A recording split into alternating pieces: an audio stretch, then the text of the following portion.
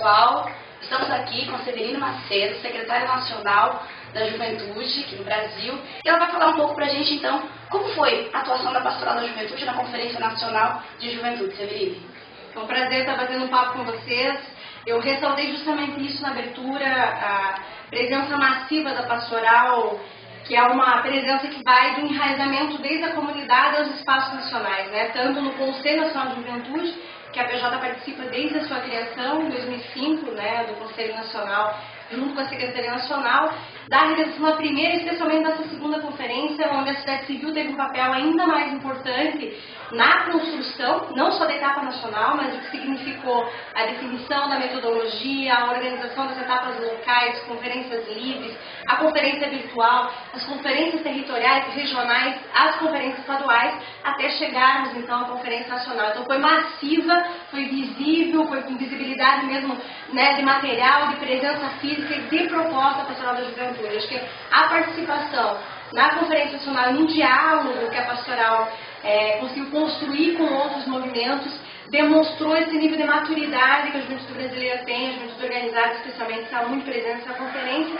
de construir pactuação política em torno das principais resoluções que a conferência apontou nessa segunda Conferência Nacional, porque o grande desafio desse segundo momento, né, segundo grande encontro da juventude brasileira, era, para além do que foi a primeira conferência, definir bandeiras, que era isso mesmo, foi correto, foi muito legal, era a primeira, estava demarcar as bandeiras da juventude, era aprofundar a discussão sobre a implementação dessas políticas. Então, para além de definir quais eram as nossas resoluções, como a gente pode fortalecer mecanismos que ajudem a execução dessas políticas. Então, a conferência apontou a necessidade da transformação dos resultados dessa conferência num plano nacional de juventude, transformar a resolução política em ação, meta concreta para os próximos 10 anos, essa é a nossa próxima tarefa agora pós-conferência, aprovar o Estatuto da Juventude, que aí define quais são os direitos dos jovens, e a criação de um Sistema Nacional de Juventude para que a gente possa fortalecer a execução da política pública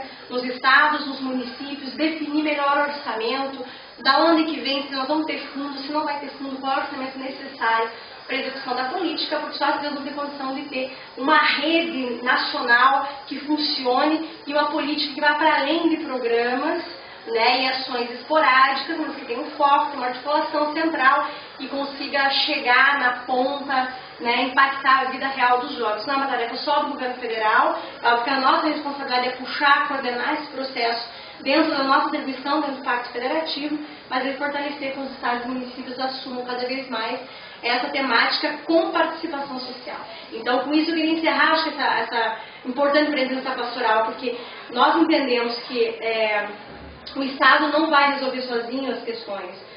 Não cabe ao Estado todo iluminado, ao governo, melhor dizendo, achar qual é a melhor saída para a vida da população e para os seus problemas sem a participação real dessa população. Então, a grande meta do governo da presidenta Dilma é traduzir a participação social como um método permanente de gestão, e na política de juventude ela já nasceu com essa premissa, nós queremos fortalecer cada vez mais.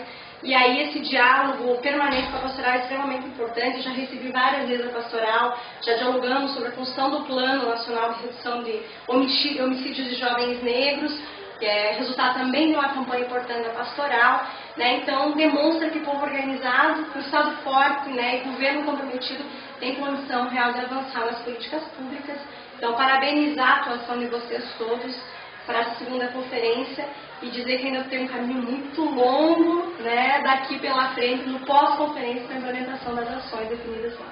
E como você vê a importância do Encontro Nacional para todo esse contexto juvenil brasileiro, do Encontro Nacional da Pastoral da Juventude? É num momento muito rico da nossa história, assim, né? O ano 2011, o ano da segunda conferência, nós mobilizamos mais de 500 mil jovens no Brasil, e a realização do 10º encontro com um dos lemas que Somos uma Igreja Jovem, num contexto de um país que é jovem, que vive a maior população jovem da sua história, são mais de 50 milhões de pessoas de 15 a 29 anos, traz um pouco dessa consonância, que aproveitar efetivamente o que significa ter uma população juvenil da nossa história, para potencializar o papel desses jovens no desenvolvimento do Brasil, no desenvolvimento sustentável, como a gente gosta de frisar, e não meramente como futuro. Parece que é meio manjado dizer que o jovem não é mais futuro, mas não é. O tempo todo tem que olha, Nós vivemos hoje a população economicamente ativa maior do que a população inativa. Ela é puxada por jovens.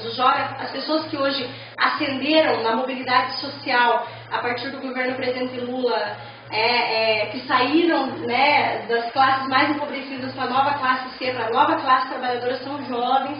Então tem um impulso econômico na participação juvenil no país, mas é de reforçar que, para além do papel econômico pela população economicamente ativa, significa dizer que os jovens têm um papel cultural, social e político muito importante, né? Isso tem que ser aproveitado, é um bônus demográfico que precisa ser aproveitado. Então, reforçar o papel do jovem nos espaços que ele atua, seja na igreja, seja na execução da política pública, na gestão pública, em outro movimento social, nenhum sobreporá o papel do outro. Nós precisamos de todos esses espaços organizados. Então, acho que só fortalece ainda mais a luta necessária que precisa ser feita no cotidiano e que nós vamos precisar contar muito com isso, com a pressão, né, com a crítica, com a reivindicação e com a ação cotidiana também de elaboração e sugestão que a pastoral faz. Então, a gente espera, de fato, que vocês tenham um ótimo encontro, saiam desse 10º encontro ainda com uma pauta ainda mais fortalecida, inclusive para que os desdobramentos daqui possam ajudar a gente na execução da política de juventude.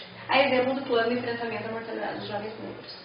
Severine, obrigada. Pessoal, continuamos então em sintonia com o Encontro Nacional da Pastoral da Juventude e mais pra frente, mais notícias.